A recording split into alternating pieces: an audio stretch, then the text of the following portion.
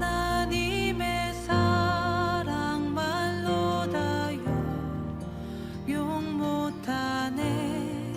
저 높고 높은 별을 넘어 이 낮고 낮은 땅 위에 죄범한 영혼 구하려 그 아들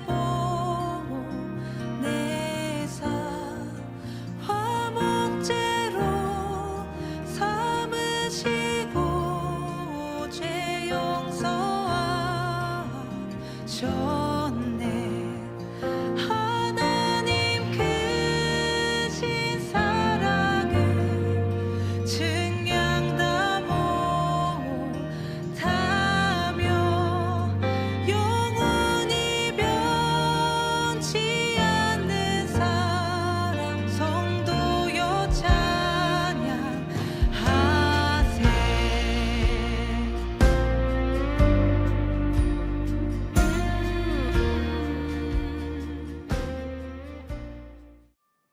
살아계신 하나님, 지금 이 세상은 너무나도 악하고 우리는 연약하여서 세상에 일어나는 수많은 어려운 상황과 사건들을 보며 우리의 신앙들을 의심하게 됩니다.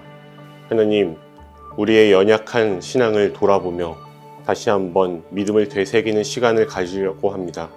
하나님, 이 시간 예배를 통해서 우리의 믿음을 다시 한번 굳건하게 하고 하나님을 다시 한번 더 알아가게 되는 시간을 갖게 하여 주옵소서. 우리의 연약함을 주님 앞에 고백하고 하나님을 알아가기를 원하는 귀한 성도들에게 은혜를 더하여 주옵소서.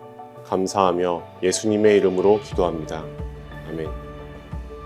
모든 은혜의 하나님 곧 그리스도 안에서 너희를 부르사 자기의 영원한 영광에 들어가게 하신 이가 잠깐 고난을 당한 너희를 친히 온전하게 하시며 굳건하게 하시며 강하게 하시며 터를 견고하게 하시리라.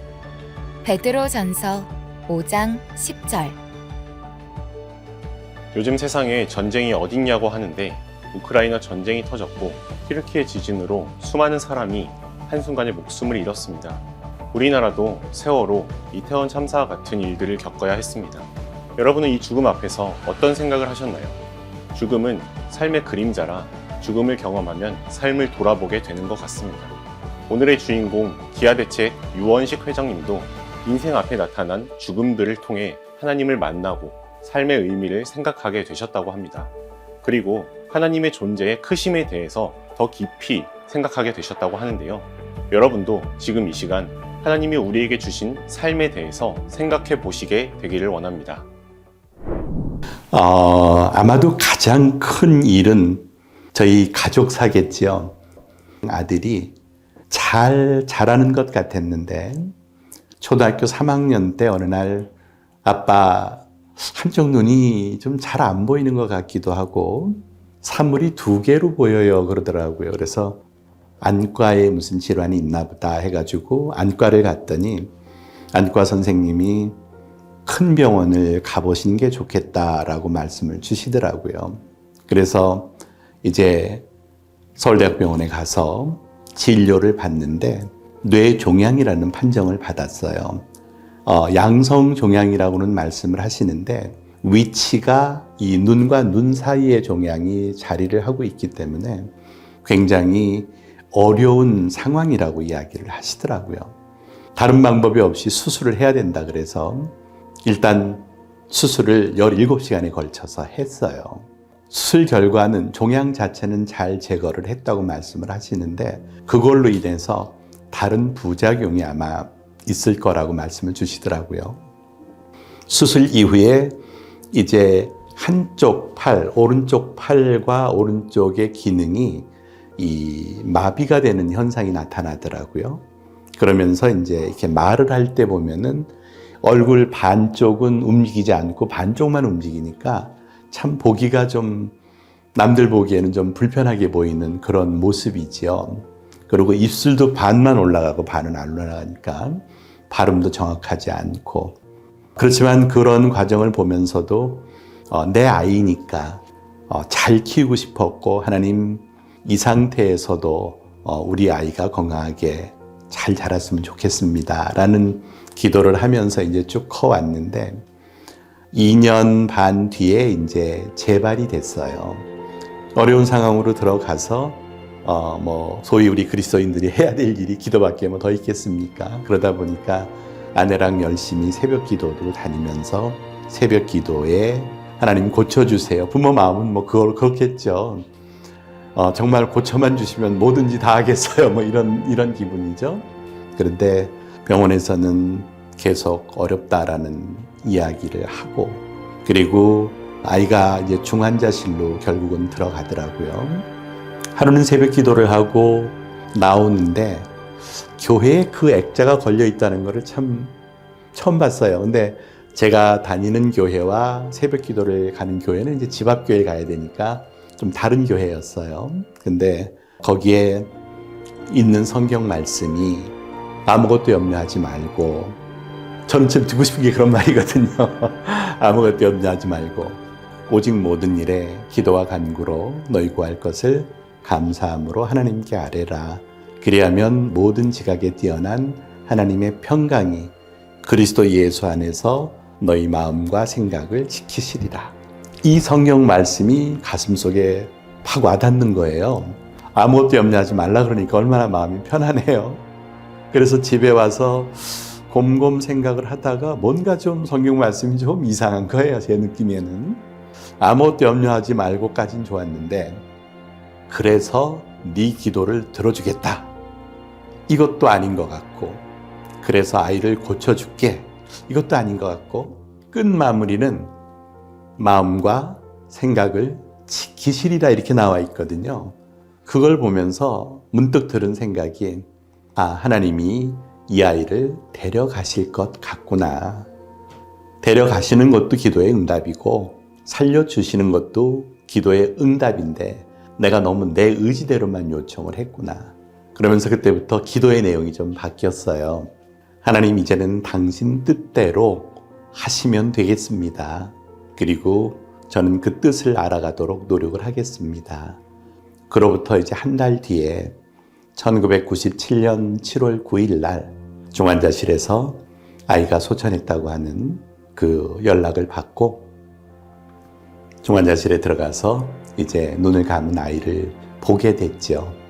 그러면서 죽음이라고 하는 것, 그리고 소설에서나 있을 것 같은 이야기가 어떻게 나의 가정에도 있을 수 있나? 뭔가 현실이 아닌 것 같은 느낌.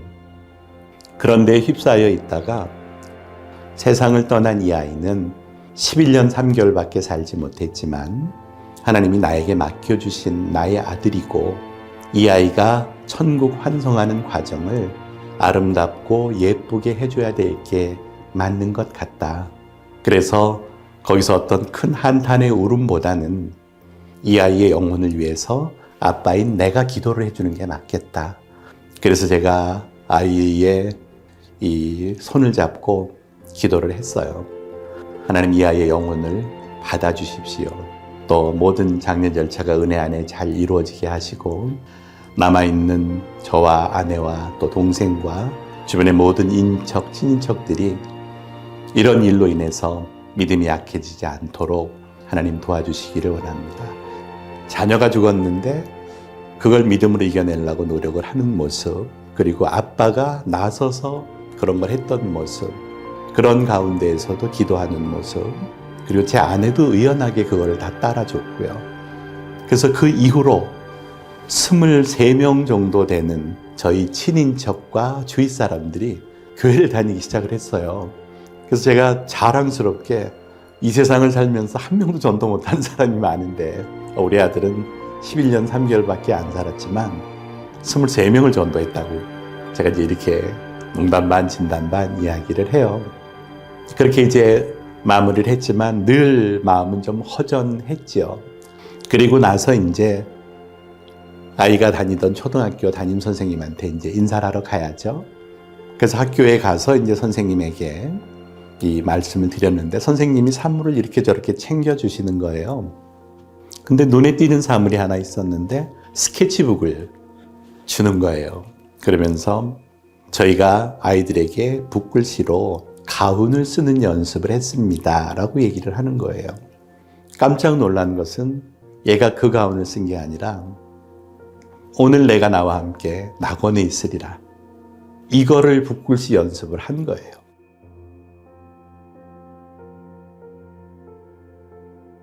아이한테 이거를 가르쳐 준 적도 없는 것 같고, 그걸 주제로 무슨 얘기를 한 것도 없는 것 같고, 물론 그 어려운 시간에 저희 가정이 매 저녁마다 신약 성경을 같이 읽었어요. 아이랑 돌아가면서. 참 아이가 순수한 신앙이었겠다. 아이의 삶 속에는, 생각 속에는 예수님이라는 존재가 이렇게 있었고, 그리고 내가 죽은 이후에도 나는 예수님하고 같이 있을 수 있어, 하나님하고 같이 있을 거야 라는 그 믿음이 아이한테, 순박한 아이의 11살짜리에게 있었던 것 같아요. 이게 아마 어린아이와 같은 믿음이 이런 믿음이 아닌가 싶어요. 그거를 보면서 집에 와서 아내랑 한바탕 부둥켜 안고 울었죠. 어떻게 이게 아이가 쓸 수 있는 거지? 도대체 얘는 도대체 이 어려운 말을 어떻게 아는 거지? 그러면서 저희가 반성을 많이 했죠. 우리 아이가 이렇게 예쁜 신앙을 갖고 그 어려운 시간을 이겨냈는데 엄마 아빠는 좀 부끄럽구나.